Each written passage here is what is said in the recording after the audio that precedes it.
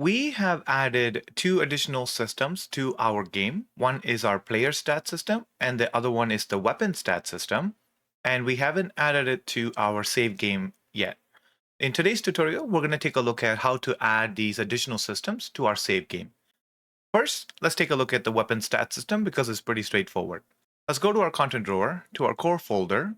We're going to open up our save game, SG Necrovit. Here we're going to add in a new variable, and this would be our weapon stats underscore struct. And this would be of type sWeaponStats, and make this of type array. Compile and save it.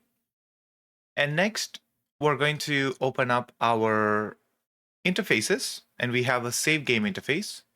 We have a function for updating our backpack data and also updating our loadout data. So we need to create one for our weapon stats. So create a new function, and this would be called update weapon stats data. This is going to have an input weapon stats underscore struct of type weapon stats structure. And this would be of type array, just like how we did our loadout. So exact same thing. I'm going to drag it and drop it onto this game data category. And under get player data, I'm going to add in a new output. And this is going to be our weapon stats underscore data. And this would be of type sWeapons stats, and then also be of type array. So that's all you need for the interface function for the weapon stats. So let's go to our content drawer for game instance, and then open up your game instance file. Here where we have our update inventory data to save game file, we're going to do the same thing with our weapon stats. We're just going to expand this, right? So if you open up your interfaces, PPI, game data, you should have your update weapon stats data, and double click on it to create the event. And here we're going to get the save game reference, right? So I'm just going to drag this in here and do a get. I'm going to drag off of this, and I'm going to go ahead and set weapon stats struct and connect this here just like this, and then also the weapon struct data, and followed by, we just need to plug this into our save game here. Compile and save this.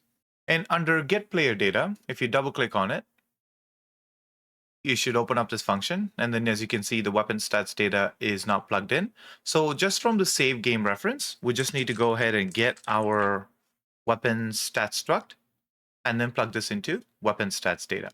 Now in our third person blueprints, we have to find our initialize function where we initialize all of our save game right here. Under the initialize character, you should now see this weapon stats data. So we're going to go ahead and drag in our weapon stat manager here. And I'm going to go ahead and set our weapon stat struct, just like so. Plug this in here. And I'm going to take this output and plug it in here just like this. So this will make sure when the game starts, it will update our weapon stat struct. So all the information of the weapons get updated properly. And the last step that we need to do is to update our weapon stat manager to play along with this save game file. So we need to make a small change to our weapon stat manager function. So we're going to go to our content drawer, weapon system, weapon stats, and weapon stat manager. In here, open up your register weapon to manager function. At this time, we are using add unique function to add the weapons data or register the weapon to our weapon stat system. The problem with this is when we begin our gameplay, we're resizing our weapons structure to the length of the weapons that is available. At this time, there's 2 weapons. So every time the game restarts, the structure is going to resize to 2 slots. When you register a weapon and you add unique, this actually adds in a 3rd slot, which gets deleted every single time this resize function goes through. The fix is very simple. We just need to create a new function instead of using add unique function. So let's go and add in a new function. And this would be get next empty slot. And here we're going to drag in our weapon stat struct and then do a get. And we're going to do a for each loop. Connect this to the execution. And we're going to drag off of this element, and then we're going to break it. And we're going to check to see if the weapon level is less than or equal to 0. And we're going to do a branch here. If the weapon level is less than or equal to 0, that means that slot is empty, because whenever we register weapon, we're setting the weapon level to 1. So if it is 0 or less, that means we haven't set up a weapon in that slot. If it is true, we're going to go ahead and do a return node. And this return node is going to have the index. So we can drag this array index and plug it in here, and then name this as the empty slot. And also let's do a Boolean for success. And then check this off. And off of completed, we're going to do a return. And this is going to give us an empty slot of -1, stating that there was no empty slots available. And that's all you need to do here. And now in the register weapon function, we're going to go ahead and delete this add unique. And then let me just move this out of the way just a little bit so I have enough room. I'm going to drag in my get next empty slot and do a Boolean here. And then off of success, when it is true, then I want to set the array element. So off of this weapon stat struct, you're going to drag and say set array element. And this would be connected to the true. And then the execution from here will connect to the rest of the function. And this empty slot will be connected to the index here. And this make weapon stats that we already have, we're going to connect this here. And this will fix your save data problem that you will encounter if you were to just use a add unique function. Here, we're going to create a new function, and we're going to name this update underscore save game file. And this is going to have a simple function. We're going to get our game instance. And off of this, we're going to call in update weapon stats data. And this is the message. Plug this in here, and then also drag in your weapon struct, do a get, and then plug this in here, just like this. Compile and save it. And now what we need to do is call in this update save game file where it is relevant. So under our main, as soon as we register the weapon, we want to now call in our save game data. So drag and connect this save game file here. This will update our weapon stats data in our save game file as soon as a new weapon get registered. And we also want to call this when we set a weapon stat. So after we set a weapon stat, we want to go ahead and call in this update save game file. Compile, where we have add XP to weapon. After we calculate our weapon damage, we're going to need to call in our save game file. Compile and save it. So let's go ahead and test this out in game. Now if I press play, I have no weapons on me. I'm going to go ahead and grab this assault rifle and also this pistol. I'm going to go ahead and start equipping these weapons. As you can see at the bottom, both of my weapons have their own cards. And then if I pull out my assault rifle and if I press X, I can see that the level is going up for the assault rifle. And then if I pull out the pistol and if I press X, I see my pistol level is going up and the damage is going up as well. And the damage is working well, 52. Now, if I close the game and if I play again, I should still have both of my weapons equipped. If I press 1, you'll see both of my cards appear, and it's exactly where I left off. The assault rifle level is 4, and the pistol level is 4 as well. So the weapon stats is working perfectly fine. Now let's move on to the player stats. For the most part, player stats is going to be same as our weapon stats as well. We're going to first go to our content drawer and go to our save game, SG Necrovid. We're going to open this up, and we're going to add in a new variable. This will be our player stats underscore map. Set this of type enumeration e underscore player stats. And set this to a type map. And then this would be our s underscore player stats. So this is the same map type that we have in our player stats as well. So we're going to go ahead and save it. And we're going to go back to our interfaces and then BPI save game. We're going to create a new function for update player stats data. And this is going to have an input of player stats. And this would be of type e underscore player stats. And let's change this to a type map. And this would be s underscore player stats. Compile and save it. And then we're going to go to get player data. and then add in our last line for our player stats data. And again, E player stats and S player stats. That's about it. Let me move this to this category, compile and save it. Now in our game instance, so let's go to our core folder, game instance, GI Necrovit. We're going to open up our interface, PPI, game data, and we're going to double click on this update player stats data. And off of our reference game, we're going to go ahead and set player stat map and connect these as it is. And then the execution of this will be saving the game. And this is one step. And the second step that we need to do is to get player data. We need to update this. So drag off of this save game reference, and we're going to get player stats map and then connect it to this player stats data, just like so. Compile and save it. Now we have done all the backend work. Now all we need to do is go to our player stat system, VPC player stat manager, and we're going to create a new function, and this would be update underscore save game file.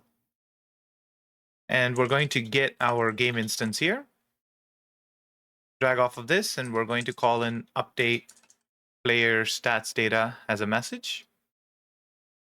And we're going to drag in the stat map, do a get, and then plug it in here, just like so. Compile, and then we're just going to do a return node right after this. Now, the only difference compared to the weapon stat manager is the way that you have to logically apply your save data when you're loading the game. Now, when we start the game on during event begin play, we are going to go and initialize all of our stats, and all of our stats for the most part is going to be 0. And every time the game starts, it's going to run through this data and it's going to zero out, or it's going to make it all default based on what's in our player data table. So we want to be careful when we call in the information to update our player stat data. So normally we would use our third person character. We would use the initialization function to update the stat map. But this time around, we're going to do it a little bit different. We're going to create a new function, and this would be get underscore save game data. And here we're going to get our game instance, drag off of this, and then we're going to get our player data as a message.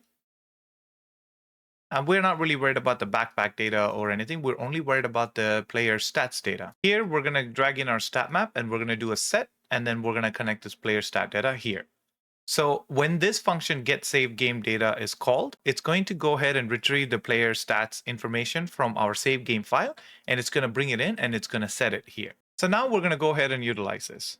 So in our event begin play, we're going to just pull this back a little, and then we're going to go ahead and call in the function does save game exist. And the slot name we're looking for is game1. This is the same name that we have in our game instance. And the slot name here, we have it as game1. We're first checking to see if there's a save game. We're going to do a branch here. We're going to do the false first. If there's no save game, then we want to go ahead and call in this player init function like normal. No issues here. But if there is a save game, then we want to go ahead and call this function, the player init, and calculate XP, followed by get save game data. So what this will do is it will check to see if there's a save game file. If there is, then it's going to go ahead and first initialize our default numbers for our player stats, followed by calculating the XP required for our XP level up, our player level up. Then it's going to go ahead and get the save game data, and it's going to update our stat map with the new information. If the save game doesn't exist, then the player is going to pretend that this is the first time that the game is actually being opening, and it's going to set up their default value, and which is perfectly fine with us. And now we need to call in this update save game file. And for the most part, health and stamina is going to be like 100 is going to be the maximum in your game. If you're going to increase the health and stamina to a higher level, then you would go ahead and you would call in the update save game file after you update your health stat or your stamina stat. But in our game, our player health and stamina is going to be exactly the same thing. The only thing that's going to be changing is the XP function. So I'm going to go to the add XP function here, and where I have this branch where we're checking to see if the player can level up, off of this branch, I'm going to go ahead and update the save game file off of false. So this basically makes sure whatever our current XP stat is, it's going to get saved. So when you restart your game, your XP stat that you have gained so far will actually be maintained. And also, at the very end over here, where we calculate the XP for next level, we're also going to go ahead and update our save game file, compile and save. So this way, if the player levels up, then it's going to go ahead and do the total XP gain calculation. It's going to reset our current XP to 0 and calculate the XP for the next level, then save the game with that information. Now, I went ahead and I deleted the game save that I currently have because we do want to build a new one. So I'm going to go ahead and when I press play, you should see our health and our level and everything looks perfectly normal. And now if I press C, I will start adding some XP. I'm going to add a little bit of XP, so it's like, just over half of the bar. If I close the game and if I press play again, you should see that the half of the bar is exactly where it is supposed to. And now if I press C again, I'm going to increase a little bit more and it takes me to the next level. Let me add a couple bit more XP here. And then now if I close the game, I know there's going to be one problem, but regardless, our XP bar is going to stay exactly where it is. And now if I press C, you should see the XP go up and we will go to level 3. Now, the ID card is not updating properly because this was a manual update that we were doing. So we're going to get to that in just a moment. But the XP function and saving all of the level of the player reflects immediately. So everything seems to be working fine with our save game. Let's go ahead and quickly fix our player ID card. So after we get our save game data, we're going to do a quick delay. We're just going to do a delay until next tick. Then we're going to get all widgets with interface. This would be our BPI underscore player ID card. And we're going to shoot out a message saying update player level. Here, connect this found widgets array to the target. And we're going to get a stat value. And this would be our player level. And we're going to connect this here just like so. If I now compile and save. And the last step that we're going to add in here is just to save the data as soon as we're done our player stat initiation and calculating our next level. So I'm just going to go and drag in our update save game file and then plug it in here at the very end. And I press play. I should see my level updated properly. And now if I press C, I can see that my player is gaining XP. If I close the game and if I open it up again, the XP is exactly where it's supposed to. And I can add more XP and it's going to continue on. So that's it, folks. I just wanted to show you how to update your save game system when you add additional systems into your game. It's pretty straightforward. It's the same thing again and again. You just need to make sure that you logically update your game step by step so the correct information gets saved and it gets retrieved at the correct time, so it's not being overwritten by something else or by the default data. So thank you again for stopping by. I really hope that this video had helped you in any way. If it did, hitting the like button is all I ask from you. You could also consider subscribing to the channel as I'll be posting more of these videos coming up. Thank you again for stopping by. I'll catch you all in the next video.